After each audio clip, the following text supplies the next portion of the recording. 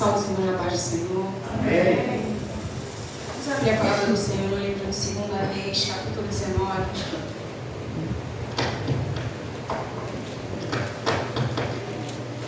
Aleluia. Livro de 2 Reis, capítulo 19.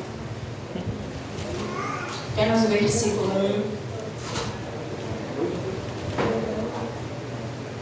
Grata ao Senhor por mais essa chance, mais essa oportunidade de estar diante da presença dEle. Aleluia. Porque tudo é dEle, por Ele e para Ele são todas as coisas. Louvado seja o nome do Senhor. Livro de 2 Reis, capítulo 19. Apenas o versículo 1. Amém, irmãos? Diz assim a palavra do Senhor. E aconteceu que Ezequias, tendo ouvido, rasgou as suas vestes, se cobriu de pano de saco e entrou na casa do Senhor. Louvado seja o nome do Senhor. Pode se assentar. Aleluia. Nós conhecemos a Ezequias como um rei. Aliás, nós conhecemos Ezequias muito por uma história que é bem conhecida, que fala no capítulo 20 também desse mesmo livro de 2 Reis, que fala sobre uma oração que ele fez quando ele recebeu uma palavra do profeta Isaías, que dizia a ele que ele teria que consertar a sua casa, pôr a sua casa em ordem, porque ele iria morrer. Era exatamente essa palavra que eu iria trazer, que eu já estava lendo, eu já estava estudando, mas o Senhor me direcionou para um pouco anterior a essa, que também fala de oração, mas de um algo específico que o Senhor ele quer tratar comigo e contigo nessa noite. E eu orando e eu lendo a palavra do Senhor e pedindo, Senhor, me ajuda, porque, irmão, não é fácil. Mas a graça do Senhor ele está estabelecida sobre a nossa vida. E é isso que nos faz estar de pé. Graça e misericórdia do Senhor é o que nos faz estar de pé nesses dias de hoje. Então não é por merecimento, não é por sabedoria, mas é o Senhor, ele tem estabelecido o poder dele sobre mim e sobre você. E é por isso que nós estamos aqui. Às vezes achamos que é por força, achamos às vezes que é por entendimento, achamos às vezes que é por inteligência, mas não é. É graça de Deus. Não é porque Ele olhou para mim e para você e nos achou bonitinho, não. É porque Ele olha para mim e para você e nos vê semelhança de Cristo. Olha e vê em mim e você a face, a semelhança de Jesus e fala, é meu filho, é minha filha. E por isso eu e você estamos aqui. E o Senhor, Ele me fez direcionar diante dessa palavra, que vem falar desse rei, um rei muito sábio, um rei que diante a todos os outros reis de Judá, é um rei que se destacou porque era aquele rei que ele não quis se dobrar, ele não quis se dobrar diante a palavras, ele não quis se dobrar diante a ameaças, ele não quis se dobrar diante a todos aqueles outros reis que não conseguiram resistir. Mas ele, debaixo de uma palavra que existia sobre a vida dele, debaixo de uma palavra que existia sobre a descendência dele, ele decidiu obedecer. Aleluia. E ele se virou diante da circunstância, diante da ameaça que nós vamos estar lendo aqui também. Ele resistiu e disse, eu não sirvo, eu não vou servir a outros deuses. Aleluia. Eu não vou ceder. E a palavra do Senhor vem falando aqui no capítulo 18, um pouquinho antes ao qual nós lemos, que fala aqui que Ezequias ele estabelece um culto ao Senhor. Vem dizendo que algumas características desse rei, que fala que ele era um homem reto, que ele era um homem que era confiante no Senhor e na palavra que havia sido liberada sobre a vida dele, que havia sido liberada sobre o reino ao qual ele comandava. Ele guardava os mandamentos do Senhor e era prudente. Glória a Deus.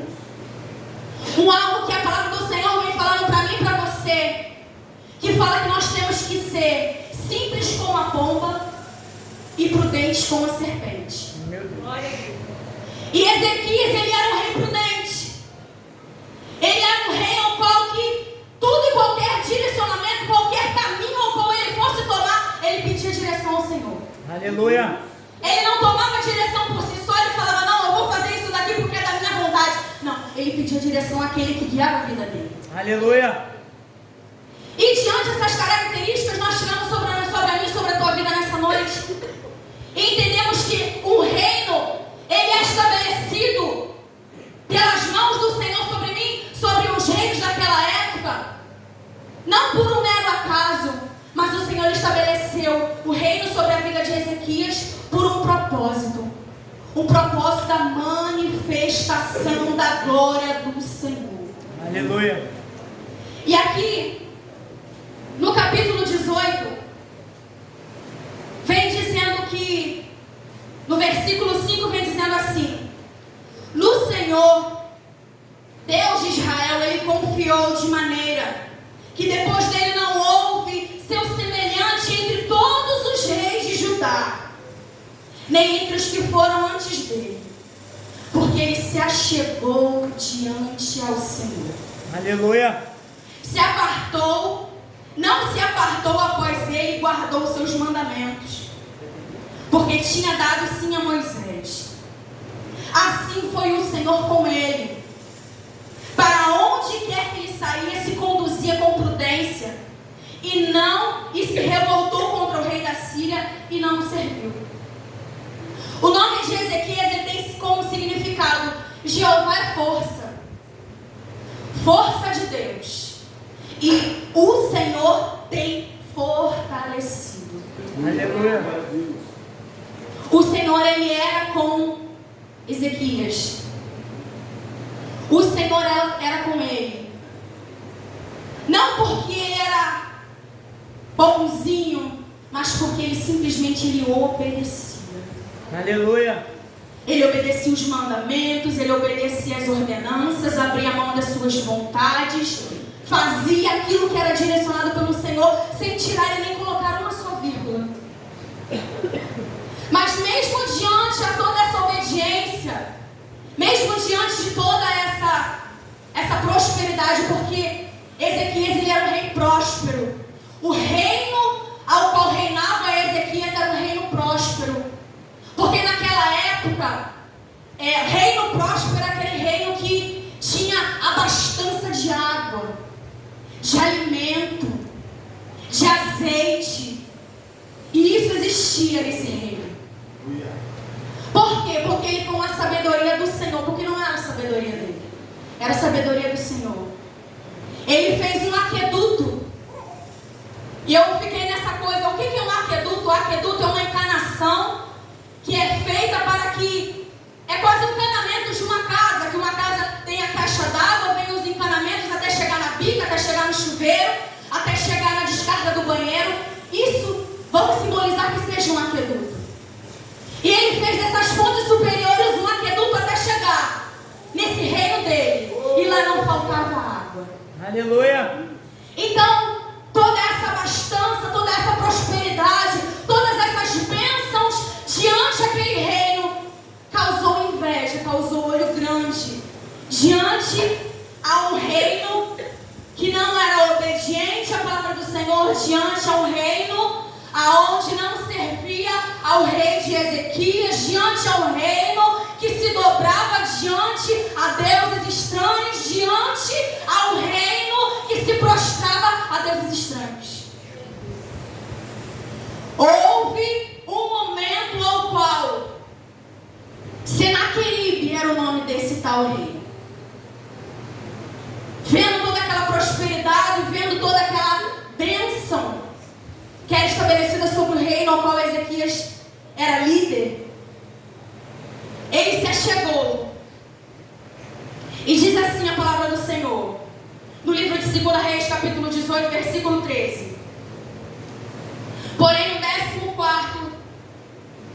Porém no ano 14º do rei Ezequias, subiu Senaqueribe a Síria contra todas as cidades fortes de Judá e as tomou. Então Ezequias, rei de Judá, enviou ao rei da Síria a Laquis, dizendo: pequei, retira-te de mim, tudo que me impuseres levarei. Então o rei da Síria impôs a Ezequias, rei de Judá, 300 talentos de prata e 30 talentos de ouro. Assim deu Ezequias toda a prata que se achou na casa do Senhor e nos tesouros da casa do rei. E naquele tempo cortou Ezequias o ouro das portas do templo do Senhor e das ombreiras de que Ezequias, rei de Judá, as cobria e as deu ao rei da Síria. Aqui Senaqueribe, ele, como eu já falei, ele olhando, vendo todas aquelas riquezas, vendo toda aquela prosperidade, ele achando que ele poderia se achegar diante a mais daquele reino e tomá-lo, assim como foi com todos os outros, a qual ele se levantou e os tomou. Ele achou que com Ezequias seria a mesma coisa. Ele achou que ele se levantaria contra o reino de Ezequias e seria a mesma história, seria a mesma fábula ao qual ele já estava acostumado a vivenciar. Se chegar diante de reinos e tomá-los, se achegar diante de povos e fazer escravos. Mas diante do reino de Ezequias foi diferente. Aqui Ezequias, quando vem falando aqui no versículo 14, que ele disse que tudo que o rei iria impor diante dele, ele daria. Porque aqui ele não queria se indispor. Ele não queria se indispor diante daquele rei, mas ele queria tentar fugir, talvez, de um embate. Tentar fugir, talvez, de uma guerra. Tentar fugir, talvez, de um domínio, de uma guerra desnecessária. E mesmo assim, Ezequias liberou tudo isso que está escrito diante da palavra do Senhor para aquele rei. Mas mesmo assim, mesmo recebendo tudo aquilo diante das mãos de Ezequias, ele não retrocedeu. E ainda assim, ele ainda enviou seus servos e ameaçou o reino de Ezequias. E ele enviou um dos seus servos, que se chama... Ele enviou 3 servos, na verdade: Tartã, Rabsares e Rabsaque. E esse Rabsaque, que são codinomes, era o mais abusado de todos.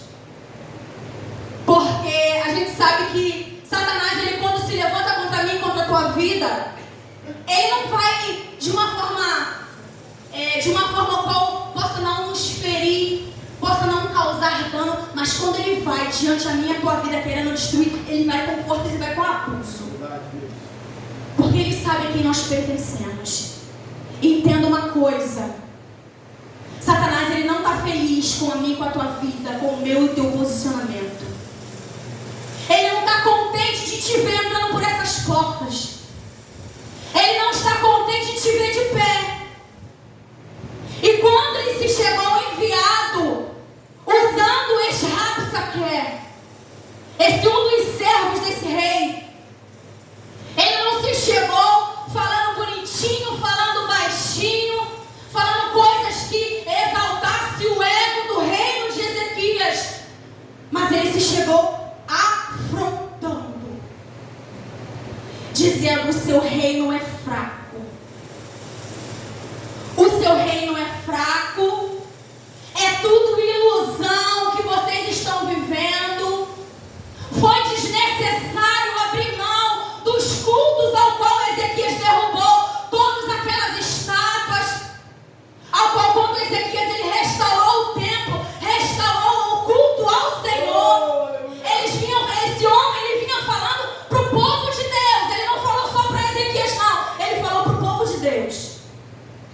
É desnecessário todo esse sacrifício, toda essa luta, todo esse sacrifício de oração, de jejum, de palavra, de renúncia.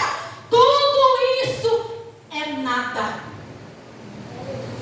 Seu reino é fraco. Nada disso tem serventia, porque o reino lá de Senaqueribe é muito melhor. Ele liberou essas palavras diante ao povo. Ele falou muitas coisas ao indignaram a Israel. E o povo, como vem falando aqui, ouvindo todas essas palavras, ouvindo a afronta que Ezequias ouvia nessa hora, era afronta contra Ezequias e contra o Senhor. E ele vem ainda debochando. Ele falou aqui no versículo 22: se porém disseres, no Senhor Deus nós confiamos, porventura não é aquele cujos altos e cujos altares Ezequias tirou, dizendo a Judá e a Jerusalém, perante esse altar vos inclinares em Jerusalém? Ora, porém, dá agora reféns ao meu Senhor, o rei da Síria, e dar-te-ei cavalos, se tu puderes dar cavaleiros para ele. Aqui ele estava desdenhando do exército do rei Ezequias. Eles zombavam de todas as formas, afrontavam de todas as maneiras.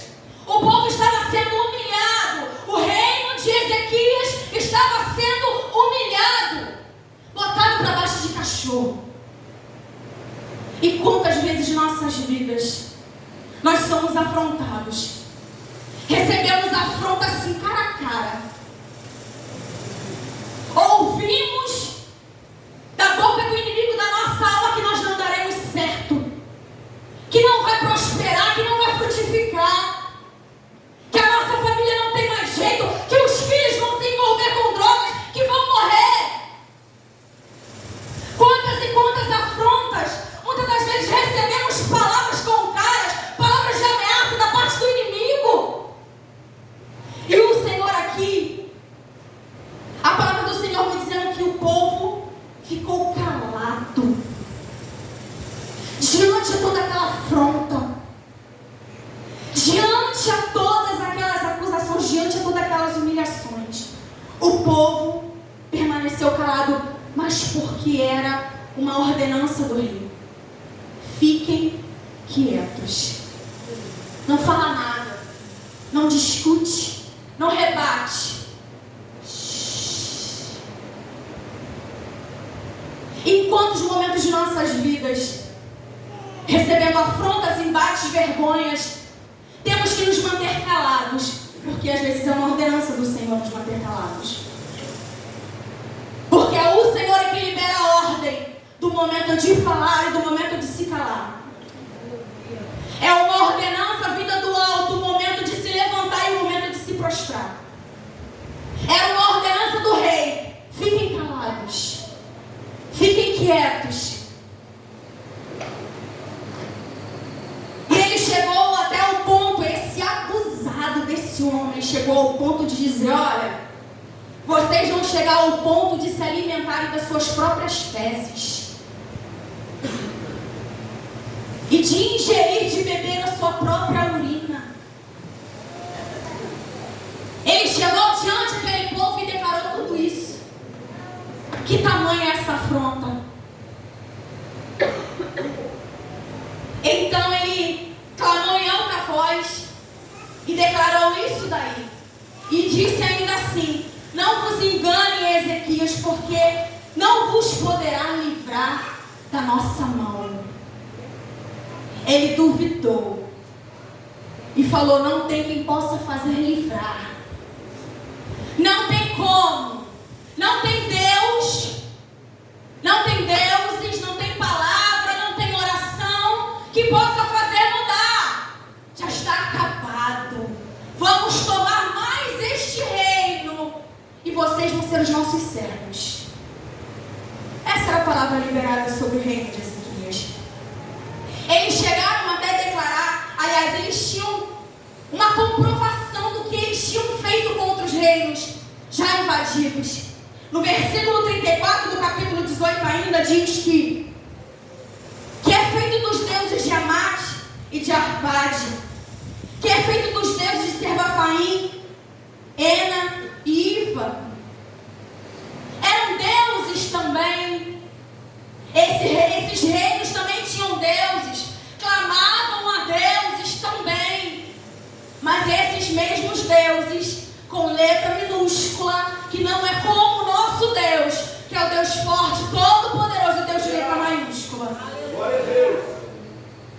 puderam livrar aqueles outros reinos. E por esses feitos eles acharam que poderiam também se chegar diante ao reino de Ezequias e praticar e ter a mesma prática, ter o mesmo êxito. Só que Ezequias era um homem diferenciado. Como nós lemos aqui nos primeiros versículos do capítulo 18, como nós podemos ler, ele se achegava diante da presença do Senhor, ele se apegou ao Senhor. Ele era um homem reto, confiante no Deus da vida dele. Era um homem prudente, um homem ao qual se desviava do mal. Era um reino diferenciado. Era um rei diferenciado naquela época, aonde não tinha como comparar com outros reinos passados. Ezequias era um rei diferente. Porém, vem versículo 36. Porém, calou-se o povo e não respondeu uma só palavra, porque havia sido mandado pelo rei: não fale nada. Aí então, os servos do rei Ezequias foram diante a ele contar tudo aquilo ao qual eles haviam ouvido da parte daquele mensageiro do rei Senaqueribe. E eles contaram a Ezequias o que havia acontecido. E Ezequias pediu a eles para que eles se fossem diante ao profeta Isaías, para consultá-lo, para saber qual seria o direcionamento ao qual ele deveria ter diante da situação. E ele se achegou diante a ele e falou: esse dia é um dia de angústia. Ele rasgou as suas vestes, assim como os servos, rasgou as suas vestes e disse: é um dia de angústia, de vituperação e de blasfêmia, porque os filhos chegaram a parto e não há força para nascer.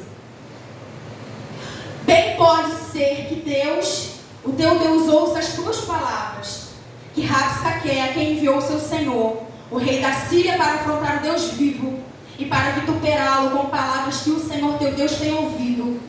Faz, pois, a oração pelo resto que se acha. E os servos de Ezequias, eles foram diante a Isaías. E disse Isaías no versículo 6 do capítulo 19. E Isaías lhe disse: assim direis ao vosso Senhor: assim diz o Senhor, não temas as palavras que ouvistes, com as quais os servos do rei da Síria blasfemam. Ele falou uma palavra liberada da boca do Senhor. Não tema todas aquelas palavras. E olha, irmão, foram muitas palavras. Se nós formos ler todo esse capítulo 18, capítulo 19, vem contando de todas as afrontas que o reino de Ezequias vivenciou, presenciou, ouviu. Mas o Senhor, ele falou: não temas. Era apenas uma palavra: não temas. E eu trago isso para mim e para a tua vida nessa noite. As palavras contrárias liberadas sobre a mim, sobre a tua vida da parte do inimigo, o Senhor, ele libera para mim e para você no dia de hoje. Não tema as palavras que têm sido liberadas da boca do inimigo da tua alma, porque a última palavra, ela sai da boca do teu Deus. Aleluia. Palavras eram tamanhas, uma quantidade de palavras enormes, e a única palavra que o Senhor libera da boca do profeta é: não temas as palavras. Somente. Não temas. E ele ainda fala mais: eis que meterei nele um espírito, e ele ouvirá um ruído, e voltará para a sua terra, e a espada aí farei cair em terra. Só que ainda não satisfeito com as afrontas verbais que estavam sendo liberadas sobre aquele povo, da boca daquele enviado do rei Senaqueribe, eles ainda escreveram uma carta que começa aqui no versículo 18 do capítulo 19 e ela vai até o versículo 13 desse mesmo capítulo. Eles, não satisfeitos com as ameaças e com as afrontas verbais, eles ainda escreveram uma carta direcionada verdadeiramente para o rei. Mas, recebendo, pois, Ezequias, o versículo 14, mensageiros e lendo-as, subiu à casa do Senhor. E Ezequias estendeu elas perante ao Senhor. A atitude de Ezequias não foi temer, não foi retroceder diante de todas as palavras. A atitude de Ezequias não foi ficar com medo, recuar, paralisar, porque diante de tantas afrontas, irmãos, a gente tem que admitir uma coisa: diante a palavras de ameaça, diante a tantas palavras de afronta, a primeira reação que nós podemos ter é medo. Diante de tantas palavras e acusações, quem é que não vai ter medo? Eu sou a primeira a ter. Mas Ezequias, ouvindo tudo aquilo, ainda recebendo uma carta, a qual dizia o que seria sobre aquele reino dele, ele pegou todas aquelas cartas e colocou diante da presença do Senhor. Estendeu e fez uma oração. Orou Ezequias perante o Senhor e disse: ó Senhor, Deus de Israel, que habita entre os querubins, tu mesmo, só tu és Deus de todos os reinos da terra, que tu fizestes os céus e a terra. Inclina, Senhor, os teus ouvidos e ouve, abre, Senhor, os teus olhos e olha, e ouve as palavras de Senaqueribe, que ele enviou para afrontar o Deus vivo. Verdade é, Senhor, que os reis da Síria assolam as nações e as suas terras, e lançam seus deuses no fogo, porquanto deuses não eram, mas obras de mãos de homens, madeira de pedra, e por isso os destruíram. Agora, pois, ó Senhor nosso Deus, é servido de nos livrar da sua mão, e assim saberão todos os reinos da terra, e só tu és o Senhor Deus. Ezequias, ele foi diante da presença do Senhor e levou todas aquelas cartas de afronta e palavras que haviam sido liberadas sobre a vida dele. Ele se chegou diante da presença do Senhor, entrou para dentro da casa do Senhor, pegou todas aquelas cartas, colocou diante do altar e falou: Senhor, está aqui, ó.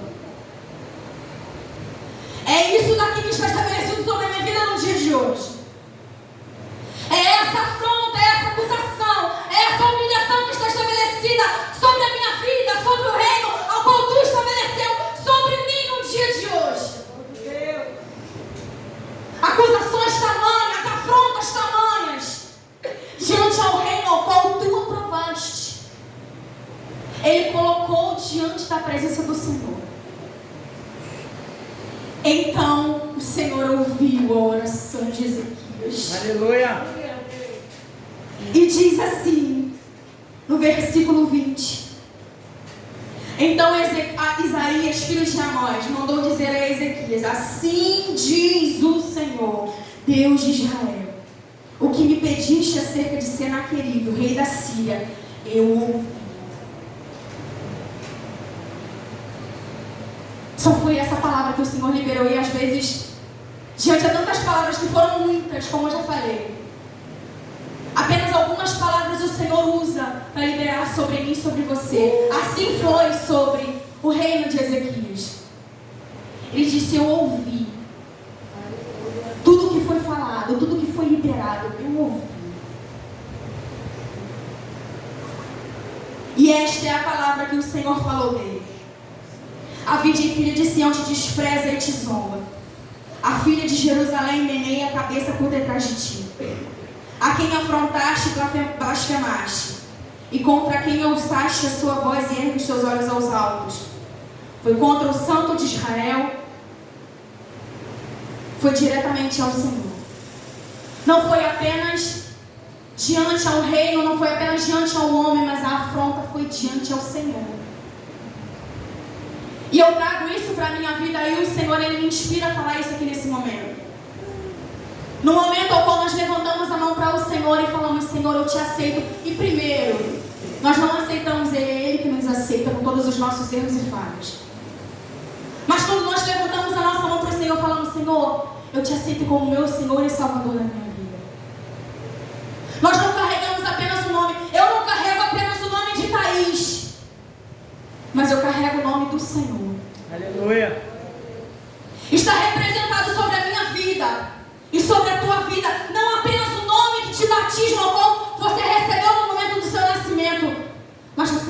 ao nome do Senhor. Aleluia. Irmão, eu trabalho no meio de muitos ímpios, como todos aqui também possam trabalhar também no meio de muitos ímpios, que é muito difícil também você trabalhar no meio de somente crentes, de pessoas que estão diante da presença do Senhor.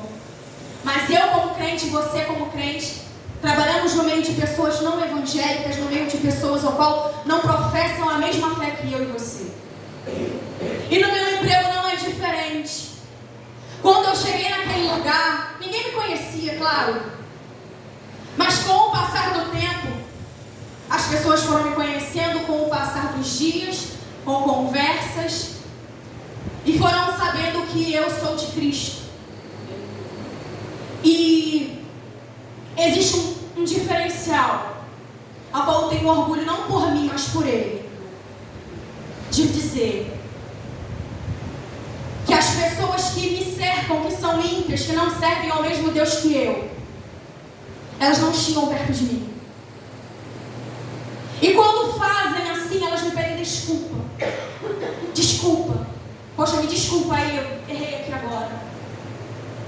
É a diferença quando você carrega a presença do Senhor. É diferente. Existe uma grande diferença de quem anda com Deus e de quem não anda. Existe uma grande diferença de quem tem a presença e de quem não tem a presença. Existe uma grande diferença, porque eu poderia ser vista como mais uma.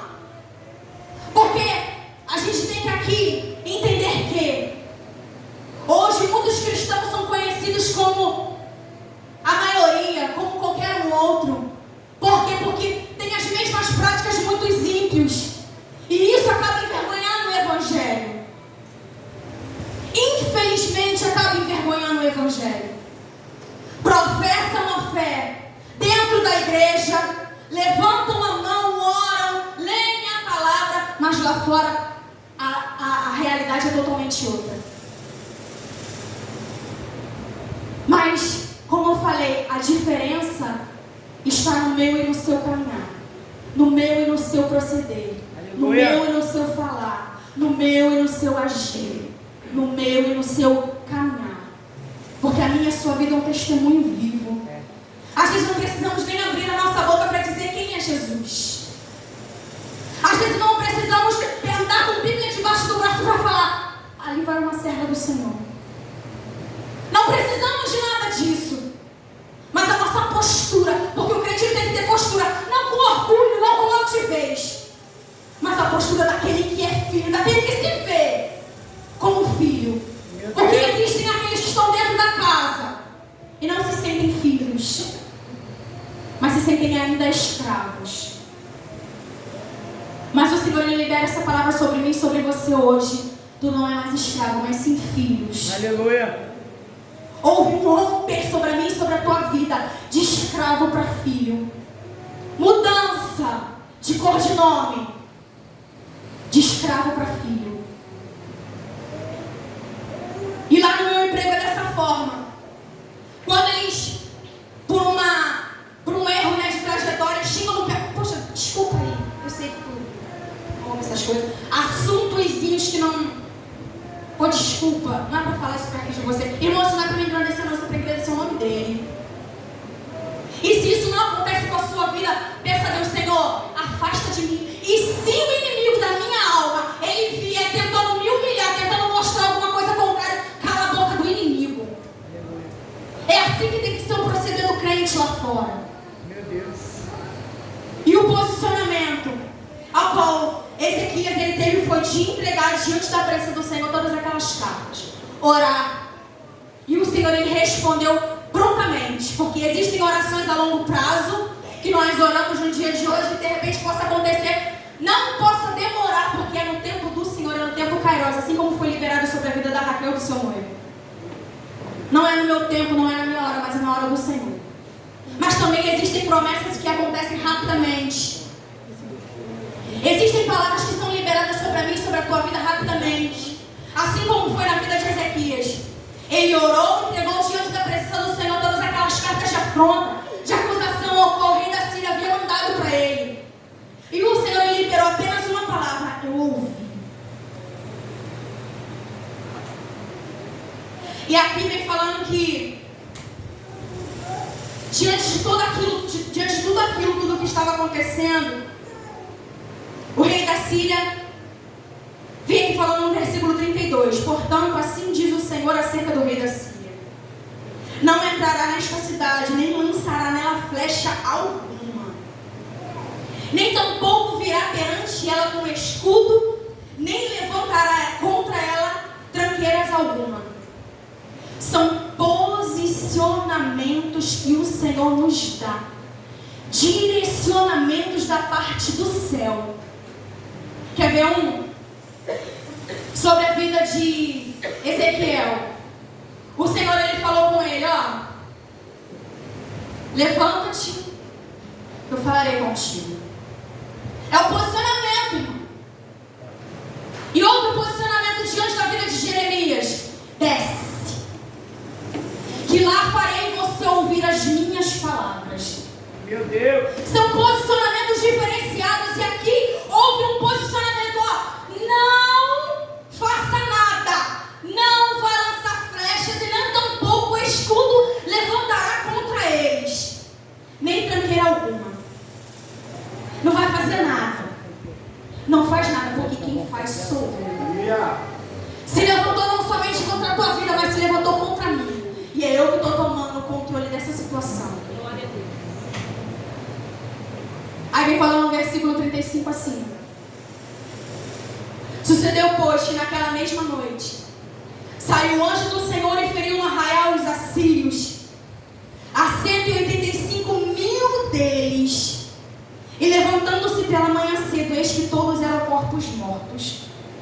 Então Senaqueribe, rei da Síria, partiu e foi, e voltou e ficou em Nínive. E sucedeu que, estando ele prostrado na casa de Nimrod, seu Deus, Adrameleque e Cerezer, seus filhos, o feriram à espada. Então, a ordenança sobre o povo é: não faz nada, quem faz sou eu. Não abre a sua boca, porque quem fala sou eu. Não se movimenta, porque quem se movimenta agora sou eu. Ele não tomou para si, mas ele entregou diante da presença do Senhor, e quem faz é ele. Às vezes poderia até ter sido outro posicionamento, Ezequias, ele poderia ter falado: Senhor, mas diante de tanta afronta a gente não pode fazer nada. Senhor, diante de tanta afronta eu não posso falar um ai. Senhor, diante de tanta afronta eu não posso nem me levantar e falar que ele é feio. Aí a gente traz isso para a nossa vida. O Senhor, ele falou, ele deu uma ordenança de usando a boca do rei e falou: cala-te. O Senhor pelejará por vós e vós calareis. A oração de Ezequias foi suficiente. A oração dele foi suficiente para mudar a geografia. E olha, entenda uma coisa, irmão: existem orações que elas mudam geografias, pensamentos, atitudes, quebranta corações, levanta o morro, faz aquele que está de pé cair. A oração, ela muda o quadro. A oração, ela muda histórias. A oração, ela tem poder para fazer aquilo que eu e você não podemos fazer. A oração, ela tem poder para mudar o quadro, mudar a história daquilo que nós temos buscado. Senhor, mas está tão difícil. Por que você está falando assim? Vai lá e busca o Senhor. Faça como Ezequias fez. Eu apresento diante de ti: é um filho que está tão assim diante da presença do Senhor. Senhor, eis aqui fulano. Eis aqui a vida dele. Eu sei que tu és o Deus que ainda faz. Muda o quadro, a situação financeira, Senhor. Eu creio num Deus que faz, um Deus que muda o quadro, circunstâncias. Eu creio num Deus de providência, num Deus de milagre, num Deus que usa aquele de fora lá para abençoar o servo teu, porque eu creio que tu podes. O Senhor, ele pode. Em meio à oração, o Senhor, ele faz. Em meio à oração, o Senhor, ele muda a circunstância. Em meio à oração, o Senhor, ele muda vidas. Diz a palavra do Senhor no livro de 2 Coríntios, capítulo 10, o versículo 4, uma palavra muito conhecida, mas que hoje no meu trabalho o Senhor, ele ecoou essa palavra no meu coração, que diz assim, ó: porque as armas da nossa milícia milícia não são carnais, mas sim poderosas em Deus, para a destruição das fortalezas, destruindo os conselhos e toda a altivez que se levanta contra o conhecimento de Deus e levando cativo todo o entendimento à obediência de Cristo. A sua oração e a minha oração, ela tem poder. Ela é poderosa em Deus. Ela é poderosa em Deus para mudar o quadro. Ela é poderosa em Deus para mudar vidas. Ela é poderosa em Deus para mudar geografia. Ela é poderosa em Deus para fazer até o morto ressuscitar. Porque eu creio num Deus que ainda faz. E diante dessa palavra, eu quero que você se coloque de pé em nome de Jesus.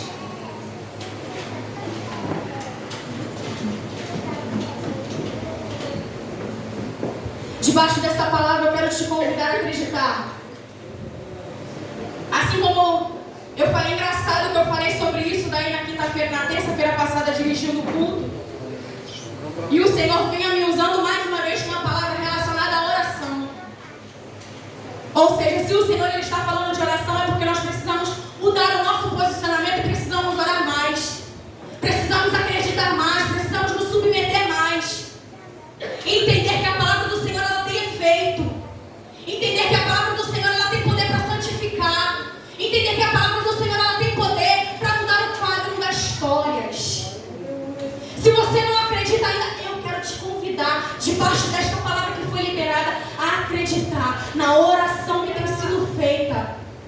Eu não sei qual é a circunstância que você tem vivido, não sei qual é o quadro que você enfrenta, não sei qual é a dificuldade, qual é a afronta que tem se levantado contra a tua vida. Eu não sei qual é a mentira que tem sido liberada sobre você. Eu não sei qual é o decreto que tem sido liberado sobre a tua vida, sobre a sua casa, sobre a sua família. Mas eu quero te fazer entender, debaixo dessa palavra nessa noite, o nosso Deus pode. Aleluia. O nosso Deus, ele pode. Através da oração de Ezequias, qual foi a palavra que o Senhor falou? Eu ouvi. E quando o Senhor ele falou isso, eu posso conjecturar e dizer: pode deixar que eu estou entrando num negócio. Pode deixar que ele mexeu, não foi somente contigo não, mas ele mexeu comigo. E quem toma posse agora do negócio sou eu. Toma essa palavra sobre a tua vida. Faz como Ezequias ele fez. É o momento de nós entregarmos as cartas que têm sido entregadas de afronta sobre a minha e sobre a tua vida. Como eu disse, eu não sei o que tem vivenciado, qual é a afronta que tem sido passada. Mas é o momento de nós fazermos como Ezequias fez. Pegar todas as cartas de afronta, todas as cartas de acusação e colocar diante da presença do Senhor e falar: Senhor, está aqui, ó. É isso que eu tenho ouvido, é isso que eu tenho vivido. Colocar diante da presença dele, em oração. E debaixo dessa palavra nós vamos orar. Se você ainda tem fé para acreditar que o Senhor é o Deus que pode mudar o quadro, eu quero te convidar a orar nessa noite. Orar segundo a palavra do Senhor, porque eu tenho aprendido que nós temos que fazer assim. Orar segundo a palavra. Porque não é minha palavra, mas é a palavra do Senhor. Orar e falar: Senhor, é isso daqui que tem sido liberado sobre a minha vida. É essa afronta aqui que eu tenho escutado. É isso daqui que eu tenho vivenciado. Apresenta as cartas nessa noite. É o momento de apresentar as cartas diante da presença do Senhor. E entender que o Senhor é Deus que pode fazer. Dá um toque aí, Vitor, por favor. Nós vamos estar orando em nome de Jesus. Vamos orar. Eu quero já convidar o Ministério de Louvor para estar subindo aqui. Em nome de Jesus. Feche os teus olhos. É momento de nós entregarmos as cartas de afronta diante da presença do Senhor e falar: Senhor, pensei que tu pode, que nenhum dos seus pensamentos possam ser impedidos, porque operando o Senhor, quem impedirá? Fecha os teus olhos, nós vamos orar. Pai, em nome de Jesus, eis aqui a tua igreja, Senhor. Que debaixo dessa palavra, Pai amado, que não é minha, mas é tua, Senhor, liberada sobre a tua igreja nessa noite. Nos rendemos, ó Pai amado, e nos prostramos diante a Ti. O Deus que faz, o Deus que ministra, o Deus que quebra, o Deus que levanta, o Deus que abate, o Deus que exalta, o Deus que mata, o Deus que faz ressuscitar. Senhor, nós cremos, ó Pai amado, na oração que é feita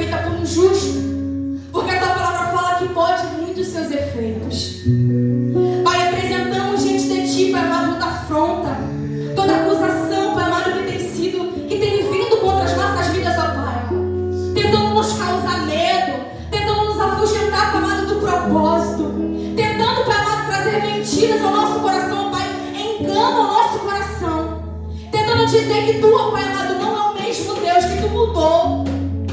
Senhor, mas existe uma palavra liberada sobre a mim e sobre a vida dos meus irmãos, ó Pai, que diz que Tu ouviu. Senhor, Tu ouviu, ó Pai amado, a oração que é feita neste lugar. Tu ouviu a oração, ó Pai amado, que é feita dentro de casa. Tu ouviu a oração que foi feita no meio da rua. Tu ouviu a oração que foi feita no trabalho. Tu ouviu a oração que foi feita dentro do ônibus. Tu ouviu a oração, Pai amado, que foi feita no quarto de joelhos chorando. Tu ouviu. Pai, o mesmo Deus que ouviu, o mesmo Deus que responde, e responde com fogo a oração que é feita neste lugar. Senhor, eu creio, Pai amado, que Tu és o Deus que muda o quadro. Eu creio, Pai amado, que Tu és o Deus que muda a circunstância. Eu creio num Deus, ó Pai amado, que muda a atmosfera em favor dos Teus. Pai, apresentamos diante de Ti, Senhor, e cremos, ó Pai amado, naquilo que Tu és o Deus que pode fazer. Apresentamos e cremos, não sem duvidar o nosso coração, que Tu és o Deus que nos vê